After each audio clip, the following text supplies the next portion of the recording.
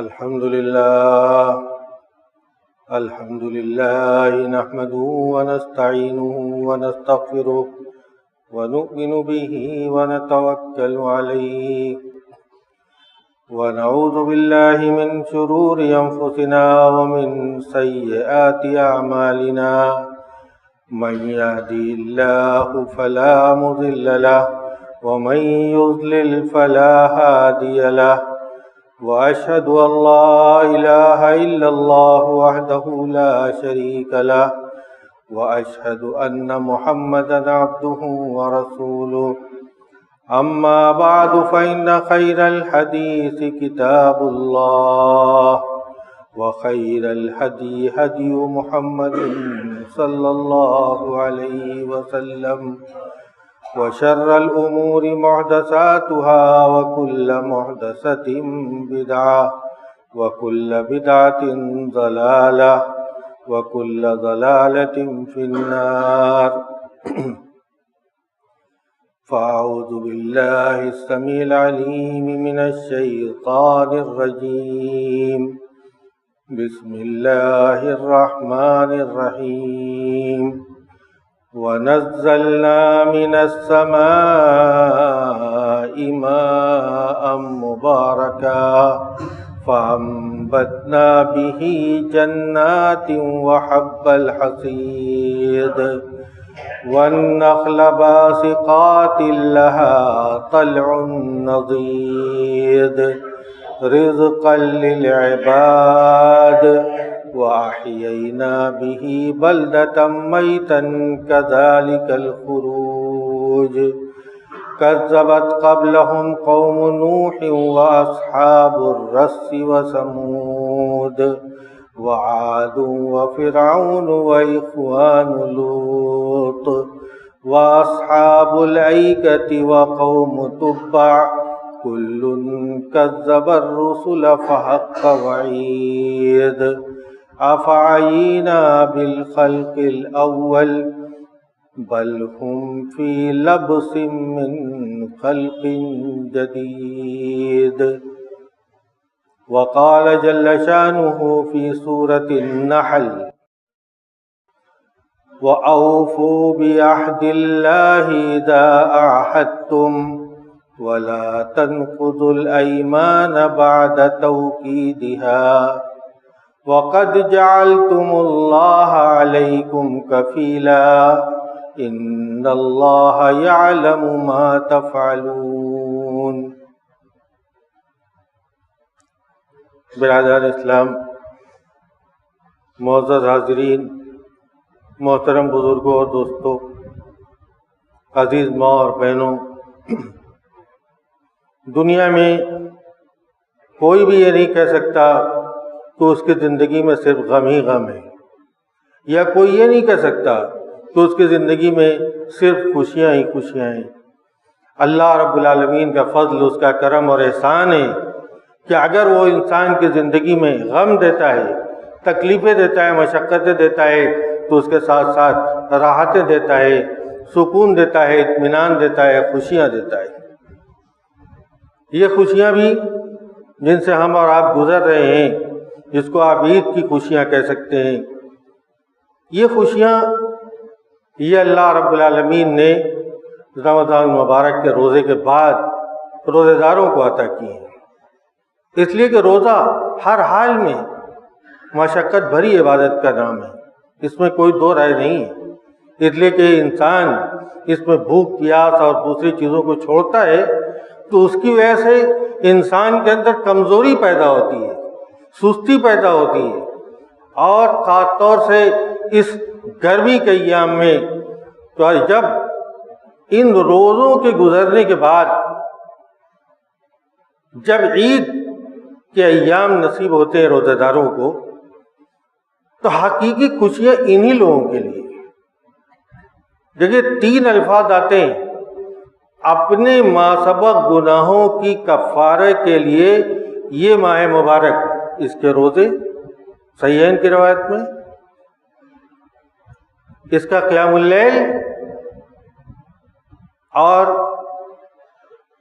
لیلۃ القدر کا یعنی طاق راتوں کا قیام، من صام رمضان ایمانا واحتسابا غفر له ما تقدم من ذنبه من قام رمضان ایمانا واحتسابا غفر له ما تقدم من ذنبه ومن قام لیلۃ القدر ایمانا واحتسابا غفر له ما تقدم من ذنبه۔ تین چیزیں آتی ہیں، رمضان کے روزے، قیام اللیل اور آخری طاق راتوں میں کی گئی عبادتیں۔ تو یہ خوشیاں انہی لوگوں کے لیے جنہوں نے یہ کام کیے اور اس کے ساتھ ساتھ صاحب نصاب ہیں تو زکوٰۃ کی رقم بھی نکالی، اور اگر صاحب نصاب نہیں ہے تو صدقہ و خیرات بھی کیا، اور ساتھ ہی ساتھ تلاوت قرآن کا بھی التزام کیا، اللہ رب العالمین سے دعائیں بھی مانگی، اللہ رب العالمین سے توبہ بھی کیا، اللہ رب العالمین سے استغفار بھی کیا، اپنے گناہوں کی معافی بھی مانگی۔ عید کے روز، عید کس کو کہتے ہیں، اس کی صحیح ترجمانی حضرت علی رضی اللہ تعالیٰ عنہ نے کی۔ جب ایک شخص نے دیکھا عید کے روز ان کو خشک روٹی اور زیتون کے تیل میں ڈبو کے کھا رہے ہیں تو اس کو پوچھے بغیر رہا نہیں گیا، اور اس نے پوچھ ہی لیا کہ حضرت آج کے دن آپ خشک روٹی اور زیتون کا تیل کھا رہے ہیں؟ تو علی رضی اللہ تعالیٰ عنہ نے اس کو جواب دیا کہ لیس العید لمن لبس الجدید واکل السرید، عید اس کا نام نہیں ہے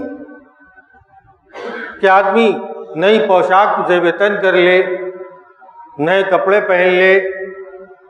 سرید کا کھانا عربوں کے یہاں بہت لذیذ، یہ کھچڑی نما کھانا ہوتا ہے جس میں گوشت بھی بھرپور ہوتا ہے، آج بھی کھایا جاتا ہے، آج شادی بیاہ کے موقع پر یہ کھانا کھایا جاتا ہے۔ تو کہا کہ عید اس کا نام نہیں ہے کہ آدمی کے نئے کپڑے پہن لے، سرید کھا لے، وَلَكِنِ الْعِيدُ لمن قبل بالامس صیام، عید تو اس کا نام ہے کہ کل یعنی رمضان کے مہینے میں جو روزے رکھے گئے وہ روزے اس کے قبول ہوئے ہوں، وہ قبل لہ قیام ہو، اس کا قیام اللیل قبول ہوا ہو، وہ غفر لہ ذنبہ، اس کے گناہ معاف ہوئے ہوں، وہ شکر لہ سعیہ، اور اس کی کاوشوں کی قدر کی گئی ہو۔ فہذا هو العید، عید کی یہ تعریف کی حضرت علی رضی اللہ تعالیٰ عنہ نے کہ عید یہ ہے۔ اسی لیے وہ کہا کہ والیوم لنا عید، آج ہمارے لیے عید ہے، والغدا لنا عید، کل بھی ہمارے لیے عید ہے، وکل یوم لا نعصی اللہ عز وجل فیہ فہو عید، اور ہر وہ دن جس میں ہم اللہ رب العالمین کی نافرمانی نہ کریں وہ دن عید کا ہے۔ وہب ابن الورد جلیل القدر تابعی ہیں، انہوں نے عید کے روز کچھ لوگوں کو بہت بے تحاشا ہنستے ہوئے دیکھا، تو کہا کہ کیا ان لوگوں کے روزے قبول ہو گئے؟ ان لوگوں کی عبادتیں اللہ رب العالمین کے مقبول ہو گئیں؟ تو یہ شکر ادا کرنے والوں کا کام نہیں ہے، اور اگر ان کی عبادتیں اللہ رب العالمین کے مقبول نہیں ہوئی ہیں تو یہ غمگین آدمی کا کام نہیں ہے ہنسنا۔ تو شریعت نے تو ویسے بھی بے تحاشا ہنسنے سے منع کیا ہے کہ بے تحاشا ہنسنے سے دل مردہ ہو جاتا ہے۔ کچھ لوگوں کی عادت ہوتی ہے ہر بات میں ٹھٹا لگا کر کے ہنسنا، منع کیا گیا شریعت نے، بدتمیزی ہے، کام تعظیم سے گری ہوئی حرکت ہے یہ۔ حضرت نبی کریم صلی اللہ تعالیٰ علیہ وسلم مسکرا دیا کرتے تھے، ہنس دیا کرتے تھے۔ تو میرے بھائیوں، عید یہ اس چیز کا نام ہے، اور عید نام ہے یرید اللہ بکم الیسر ولا یرید بکم العسر، اللہ تعالیٰ آسانی چاہتا ہے، اللہ تعالیٰ مشقت نہیں چاہتا، پریشانی نہیں چاہتا۔ وَلِتُكْمِلُوا الْعِدَّةَ، رمضان کے مہینے کی گنتی پوری کرو، وَلِتُكَبِّرُوا اللَّهَ عَلَى مَا هَدَاكُمْ، اللہ تعالیٰ نے جو تمہیں ہدایت نصیب کی اس پر اس کا شکر ادا کرو، اللہ کی کبریائی بیان کرو، اور کبریائی آپ نے بیان کی، عید کے روز آپ نے تکبیریں پڑھی، وَلَعَلَّكُمْ تَشْكُرُونَ، اور اللہ رب العالمین کا شکر ادا کرو۔ تو اللہ رب العالمین کا شکر ادا کرو کیسے؟ کہ اللہ رب العالمین نے اپنی رحمت اور اپنے فضل و کرم سے آپ کو ایسی صحت دی کہ آپ نے رمضان مبارک کے مہینے میں روزے رکھے اور دیگر عبادتیں کی۔ یہ اس کا فضل و کرم تھا. اور یہ شکریہ تو ایک دن کا، یہ ایک پل کا نہیں ہے. بہت خوش نصیب ہے وہ آدمی جس کو رمضان المبارک جیسی فضیلت کا مہینہ نصیب ہوا. اور اللہ رب العالمین سے ہمیں یہ دعا بھی کرنی چاہیے کہ باراللہ ہمیں صحت و عافیت کے ساتھ مزید رمضان المبارک کے مہینے ہمیں نصیب فرما. یہ دعا اللہ رب العالمین سے کرنی چاہیے. اور ساتھ میں وہ کام جو صحابہ کرام اور سلف اعظام کیا کرتے تھے، وہ یہ کہ جب عبادتیں کی جائیں اور عبادتوں میں جد و جہد کی جائے تو اللہ رب العالمین سے ساتھ ساتھ یہ دعا بھی کرنی چاہیے کہ بار الہ تو ان عبادتوں کو قبول فرما لے. اس لیے عبادتوں کا کرنا یہ تو انسان کے بس میں ہے، یہ تو انسان کے اختیار میں ہے کہ وہ عبادتیں کرے. لیکن اصل چیز جس کی بنا پر وہ ماہ مبارک ہمارے لیے ذریعہ نجات بنے، اس کے لیے ضروری ہے کہ اس ماہ مبارک میں کی گئی ہماری ساری عبادتیں اللہ رب العالمین قبول فرمائے. اور یہ طریقہ اللہ رب العالمین کو بہت پسند ہے. سورہ مومنون میں اللہ رب العالمین نے اپنے نیک بندوں کی صفات کو جہاں ذکر کیا تو اس میں سے ایک صفت یہ بھی بیان کی کہ والذین یؤتون ما آتوا وقلوبهم وجلة انہم الی ربہم راجعون اولئک یسارعون فی الخیرات وہم لہا سابقون. کہ وہ لوگ یعنی یہ نیکوکار لوگ جو کچھ دیتے ہیں تو ان کے دل لرزتے رہتے ہیں کہ وہ اپنے رب کی طرف لوٹ کر جانے والے ہیں. کیوں لرزتے ہیں؟ اور لرزتے ہیں تو اس کی وضاحت نبی کریم صلی اللہ تعالیٰ علیہ وسلم نے بیان فرما دی جب عائشہ رضی اللہ تعالیٰ عنہ نے کہا کہ یہ آیت کریمہ ان لوگوں کے بارے میں ہے جو لوگ شراب نوشی کرتے ہیں اور چوری کرتے ہیں، تو نبی کریم صلی اللہ تعالیٰ علیہ وسلم نے فرمایا کہ لا ابنۃ صدیق، اے صدیق کی بیٹی ایسی بات نہیں ہے. وَلَكِنَّهُمُ الَّذِينَ يَصُومُونَ وَيُصَلُّونَ وَيَتَصَدَّقُونَ وَيَخَافُونَ أَلَّا يُتَقَبَّلَ مِنْهُمْ. کہ یہ وہ لوگ ہیں جو روزے بھی رکھتے ہیں، نمازیں بھی پڑھتے ہیں، صدقہ و خیرات بھی کرتے ہیں، لیکن وہ ڈرتے ہیں. تو یہ ہے خوف، وجلتن، ڈرتے ہیں کس بات سے؟ کہ ان کی یہ عبادت قبول نہ ہو. آدمی مسجد میں بیٹھ کر کے قرآن کی تلاوت کر رہا ہے، تلاوت کرتے کرتے اس کی نظر پڑی، اتنا کوئی بہت قریبی شناسا نظر آ گیا، اور ذرا سا اگر اس کے بعد اس کی تلاوت میں کوئی خاص قسم کی ادا اگر بڑھ گئی، بس یہی ریاکاری ہے، بس یہیں سے مصیبت شروع ہوتی ہے. تو خطرہ تو ہر وقت انسان کے ارد گرد ہے، عبادت گزار کے ارد خطرات منڈلاتے رہتے ہیں. کیوں زکوٰۃ کی رقم نکالتے وقت کچھ لوگ یہ نہیں پوچھتے کہ فلاں نے کتنا دیا، فلاں تو پوچھتے نہیں کہ فلاں نے کتنا دیا. زکوٰۃ کی رقم تو یہ ایک واجب ہے آپ کے مال میں، ایک فریضہ ہے اللہ رب العالمین کا، وہ آپ کا پیسہ تھوڑی ہے، تو اللہ رب العالمین کا حق ہے.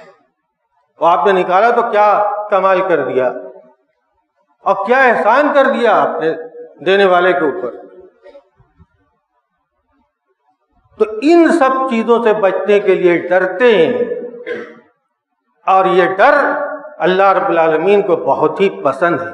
اسی لیے تو اللہ رب العالمین نے اس آیت کریمہ کے بعد کہا کہ اولئک یسارعون فی الخیرات وہم لہا سابقون، کہ یہی لوگ تو نیکیوں کے کاموں میں سبقت کرنے والے اور اس کی طرف لپکنے والے ہیں، جن کے دلوں میں یہ خوف ہوتا ہے. تو وہ تنہائی میں جہاں کوئی ان کو نہ دیکھ رہا ہو اللہ رب العالمین سے گڑ گڑاتے ہیں، عاجزی کرتے ہیں تاکہ کوئی نہ دیکھے ان کو، کوئی ان کو نہ دیکھے. اور ہمارا عمل یہ ہونا چاہیے کہ رمضان مبارک کا مہینہ جب گزرے تو ہمیں اپنا جائزہ لینا چاہیے کہ اس کا اثر ہمارے اوپر کتنا ہے. اسی طریقے سے ہمارا انہماک نیکیوں کے اندر ہو بہو ویسے ہی جیسے رمضان المبارک کے مہینے میں تھا. اس لیے کہ اللہ رب العالمین نے تو یہ فرمایا کہ صرف رمضان میں عبادت مت کرو، وَاعْبُدْ رَبَّكَ حَتَّىٰ يَأْتِيَكَ الْيَقِينُ، اپنے رب کی عبادت کرو مرتے دم تک. جب تک سانس میں سانس ہے تب تک نیکیوں اور عبادتوں کو کرنا ہمارے لیے ضروری ہے. اس لیے کہ جو پل زندگی کا ہمیں نصیب ہو جائے اللہ کی رضا کے لیے تو ہمارے لیے سعادت اور نیکبختی کی بات ہے. اور نبی کریم صلی اللہ تعالی علیہ وسلم کے بارے میں عائشہ رضی اللہ تعالیٰ عنہ کہتی ہے کہ کان احب العمل الیہ ما داوم علیہ صاحبہ، محبوب عمل نبی کریم صلی اللہ تعالیٰ علیہ وسلم کے نزدیک یہ تھا کہ جس پر کرنے والا مداومت اور ہمیشگی اختیار کرے. یعنی جو کام شروع کیا وہ کام کرتا رہے آدمی.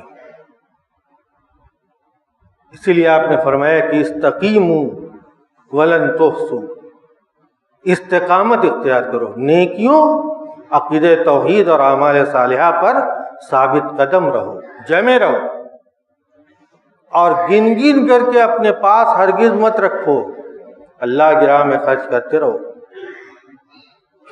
وَاعْلَمُوا أَنَّ خَيْرَ أَعْمَالِكُمُ الصَّلَاةُ، اور جان لو کہ تمہارا بہترین اعمال نماز ہے. وَلَا يُحَافِظُ عَلَى الْوُضُوءِ إِلَّا مُؤْمِنٌ، اور پکا اور سچا مومن جو ہوتا ہے نا وہی ہمیشہ باوضو رہتا ہے. یہ بھی ایک خصلت ہے اسلام کی نظر میں بہت محبوب خصلت ہے. جب بلال رضی اللہ تعالیٰ عنہ سے نبی کریم صلی اللہ تعالیٰ علیہ وسلم نے پوچھا کہ بلال تمہارے جوتوں کی چاپ مجھے اپنے آگے جنت میں کیوں سنائی دی، کیا وجہ ہے؟ تو وجہ انہوں نے یہی بیان کی کہ جب میں بے وضو ہو جاتا ہوں فوراً وضو کر لیتا ہوں اور 2 رکعتیں پڑھ لیا کرتا ہوں. یہ کام اگر کوئی آدمی کرتا ہے کہ ہر وقت اپنے آپ کو باوضو رکھتا ہے تو اس سے بڑی خیر کی کوئی بات نہیں. تو استقامت اختیار کرنا اس کی بڑی فضیلت ہے، اور اگر موقع ملا تو اس کے متعلق کچھ باتیں اگلے جمعہ میں بیان کی جائیں گی انشاءاللہ. اور اللہ رب العالمین سے ہمیشہ وہ دعا مانگنی چاہیے جو قرآن مجید کے اندر موجود ہے کہ ربنا لا تزغ قلوبنا بعد اذ ہدیتنا، کہ مولا ہدایت یاب کرنے کے بعد ہمارے دلوں میں کجی مت پیدا کر. وہب لنا من لدنک رحمتا انک انت الوہاب، اور ہمیں اپنے پاس سے رحمت عطا کر، تو بہت زیادہ دینے اور عطا کرنے والا ہے. اور نبی کریم صلی اللہ تعالی علیہ وسلم کی دعا یا مقلب القلوب ثبت قلبی علی دینک، کہ اے دلوں کے پھیرنے والے میرے دل کو اپنے دین پر ثابت رکھ. بہت پڑھا کرتے تھے، اتنا پڑھا کرتے تھے کہ ازواج مطہرات کے پاس بھی جاتے تھے، آپ پڑھتے رہتے تھے. آخر حضرت ام سلمہ رضی اللہ تعالی عنہ کو پوچھنا پڑا کہ آپ اس قدر زیادہ اس دعا کو کیوں پڑھتے ہیں؟ تو کہا کہ ام سلمہ لیس آدمی الا وقلبه بین اصبعین من اصابع الرحمن فمن شاء اقام ومن شاء ازاغ.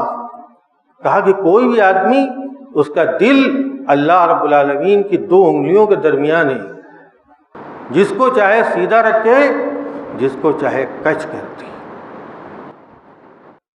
ہماری ایک پل کی لاپرواہی اللہ رب العالمین کو ہمارے بارے میں غضبناک کر دے، نعوذ باللہ. اور زندگی بھر کے کیے دھرے پر پانی پھر جائے۔ اس چیز سے آدمی کو ہمیشہ لرزتے رہنا چاہیے، صرف خوف نہیں کرنا چاہیے، لرزہ بر اندام رہنا چاہیے۔ اور ہر چیز کی جو عادت ہم نے ڈالی، نماز کی پابندی، اسی طریقے سے نماز کی پابندی رہے۔ اس لیے کہ اول ما یحاسب العبد یوم القیامۃ الصلاۃ، پہلی چیز کا حساب نماز ہی کا ہوگا۔ اذا صلحت صلح سائر اعمالی، وہ ٹھیک ہے تو سارے اعمال ٹھیک ہے، واذا فسدت فسد سائر اعمالی، وہ خراب تو سارے اعمال خراب۔ اسی کے ساتھ ساتھ نماز پنجگانہ کی سنتیں، جن کو سنن رواتب کہتے ہیں، اس کی بھی بہت فضیلت ہے، یہ بھی ہرگز ہرگز نہ چھوٹے۔ عصر سے پہلے کی 4 رکعتیں، اس کی بھی بڑی فضیلت ہے، یہ نہ چھوٹے۔ ہم تراویح پڑھتے تھے، تہجد پڑھتے تھے، تو ہم قیام اللیل بھی کریں۔ نبی کریم صلی اللہ تعالی علیہ وسلم نے تاکید فرمائی ہے، علیکم بقیام اللیل، قیام اللیل کو لازم پکڑو، کرتے رہو۔ حالانکہ واجب نہیں ہے، لیکن آپ نے اس کی تاکید فرمائی۔ فَإِنَّا دَأْبُ الصَّالِحِينَ قَبْلَكُمْ، یہ تم سے پیشتر کے نیکوکاروں کی عادت رہی ہے۔ وَهُوَ قُرْبَةٌ إِلَىٰ رَبِّكُمْ، اور یہ اللہ رب العالمین سے قربت کا ذریعہ ہے۔ وَمُكَفِّرٌ لِلسَّيِّئَاتِ، اور گناہوں کا کفارہ ہے۔ وَمَنْہَاتٌ لِلْآثَامِ، اور گناہوں سے روکنے کی چیز ہے۔ وَمَطْرَدَةٌ لِلدَّاعِ عَنِ الْجَسَدِ، اس نقطے پر خاص طور سے دھیان رہے کہ تہجد پڑھنے والے سے جسمانی بیماری دور رہتی ہے۔ جو شخص تہجد پڑھتا ہے، جسمانی بیماری اس سے دور رہتی ہے۔ اور میں نے اپنی زندگی میں بہت سے لوگوں کو مکہ میں بھی دیکھا اور یہاں بھی دیکھا، تہجد گزار اور بہت اچھی سے 70-75 سال کے لوگوں کو میں نے دیکھا، نوجوانوں کی طرح حرکت کرتے ہوئے، چلتے پھرتے، زندگی گزارتے ہوئے۔ تو نبی کریم صلی اللہ تعالیٰ علیہ وسلم پہ فرما کہ یہ جسمانی بیماریوں کو بھگانے والی چیز ہے۔ اور اس کے ساتھ ساتھ رمضان مبارک کا مہینہ گزرا، من صام رمضان ثم اتبعہ ستا من شوال فذلک صیام الدہر، رمضان گزرا تو 6 روزے اور رکھو شوال کے مہینے میں، تو پورے سال کے روزے کا ثواب۔ رمضان کے روزے کا ثواب 300 دن، چاہے 29 ہو یا 30 ہو، اور یہ 6 روزے کا ثواب 60 دن، 360 دن کا ثواب۔ ایام 20 کے روزے 13، 14، 15 تاریخ کو ہر مہینہ کی، حضرت ابو ہریرہ رضی اللہ تعالیٰ عنہ کو نبی کریم صلی اللہ تعالیٰ علیہ وسلم نے خاص طور سے ان روزوں کی تاکید کی تھی۔ سوموار اور جمعرات کے دن کا روزہ، میں نے ایک شخص کو اپنی زندگی میں دیکھا، یہ ایام 20 کے روزے اور سوموار اور جمعرات کے روزے، کبھی ان دنوں میں کوئی چیز پیش کی جائے تو معذرت کر دیں۔ اور تھے بھی اتنے متواضع آدمی ہمارے جامعہ سلفیہ میں، اتنے متواضع آدمی اب نہیں ہے کہ یہ نہیں زبان سے کہتے تھے کہ میں روزے سے ہوں، یہ نہیں کہتے تھے کبھی، نہیں میرا جی نہیں چاہتا۔ آپ غور کریں تو دیکھیں کہ وہ سوموار کا دن ہوتا تھا یا جمعرات کا دن ہوتا تھا، یا مہینے کی 13، 14، 15 تاریخ ہوتی تھی۔ ایسے لوگ بھی اللہ رب العالمین کے نیکوکار بندوں کی کمی نہیں ہے۔ اسی کے ساتھ ساتھ جیسے ہم تلاوت قرآن کرتے تھے اسی طریقے سے تلاوت قرآن کریں۔ اور ہم نے ایک عہد کیا اللہ رب العالمین سے، رمضان کے مہینے میں جب ہم نے توبہ اگر کی ہے تو اللہ رب العالمین، میں نے پچھلے خطبے میں آپ سے ذکر کیا تھا کہ توبہ کرنے کے لیے ضروری کہ آدمی اللہ رب العالمین سے یہ عہد کرے کہ میں آئندہ کبھی اس گناہ کو نہیں کروں گا، تبھی توبہ اس کی قبول ہوگی۔ توبہ کے شرائط میں سے ایک شرط ہی اور شرط کے بغیر مشروط نہیں پایا جاتا. ہم لوگوں کو بچپن سے یہی سکھلایا گیا ہے کہ مشروط بغیر شرط کے نہیں پایا جاتا. تو اگر یہ شرط ہے تو توبہ اسی وقت پایا جائے گا جب اس کے ساتھ یہ شرط پائی جائے. تو ہم نے اللہ رب العالمین سے عہد کیا ہے کہ ہم گناہوں کی طرف نہیں جائیں گے.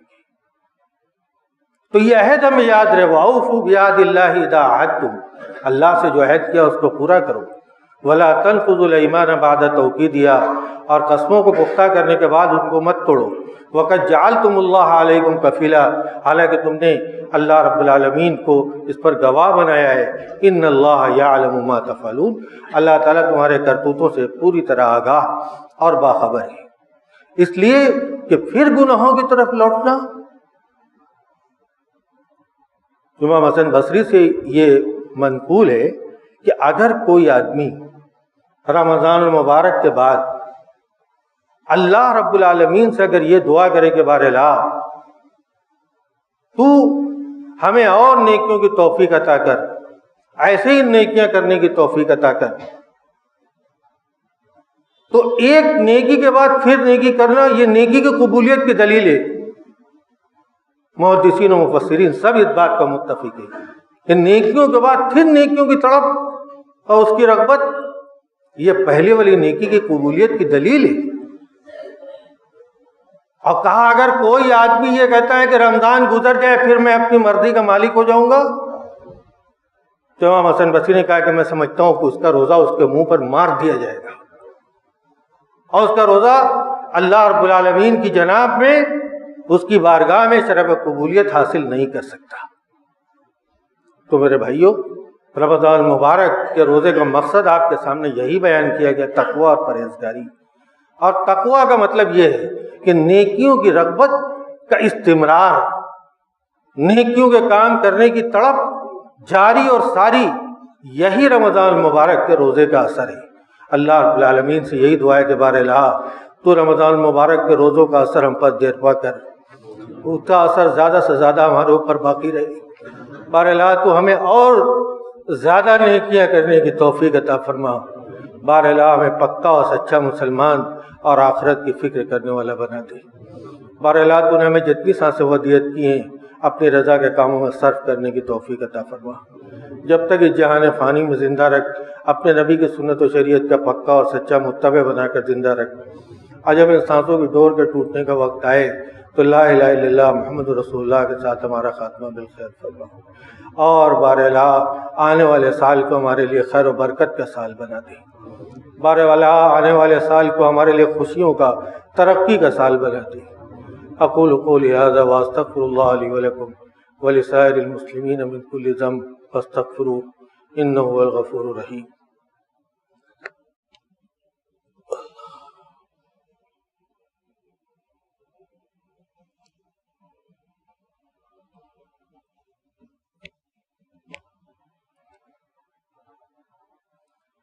الحمد لله نحمده ونستعينه ونستغفره ونؤمن به ونتوكل عليه ونعوذ بالله من شرور أنفسنا ومن سيئات أعمالنا. من يهده الله فلا مضل له ومن يضلل فلا هادي له، وأشهد أن لا إله إلا الله وحده لا شريك له، وأشهد أن محمدا عبده ورسوله. أما بعد فأعوذ بالله السميع العليم من الشيطان الرجيم. بسم الله الرحمن الرحيم. إن الله وملائكته يصلون على النبي يا أيها الذين آمنوا صلوا عليه وسلموا تسليما. اللهم صل على محمد وعلى آل محمد كما صليت على إبراهيم وعلى آل إبراهيم إنك حميد مجيد. اللهم بارك على محمد وعلى آل محمد كما باركت على إبراهيم وعلى آل إبراهيم إنك حميد مجيد. اللهم نور قلوبنا بالإيمان، اللهم نور قلوبنا بالإيمان، واشرح صدورنا بالإسلام، واجعلنا هداة مهتدين وادخلنا في عبادك الصالحين. اللهم فرج هم المحمومين ونفس كرب المكروبين واقض الدين عن المدينين واشف مرضانا ومرضى المسلمين. ربنا آتنا في الدنيا حسنة وفي الآخرة حسنة وقنا عذاب النار. عباد الله رحمكم الله، إن الله يأمر بالعدل والإحسان وإيتاء ذي القربى وينهى عن الفحشاء والمنكر والبغي يعظكم لعلكم تذكرون. اذكروا الله يذكركم وادعوه يستجب لكم ولذكر الله تعالى أعلى وأولى وأعز وأجل وأكبر.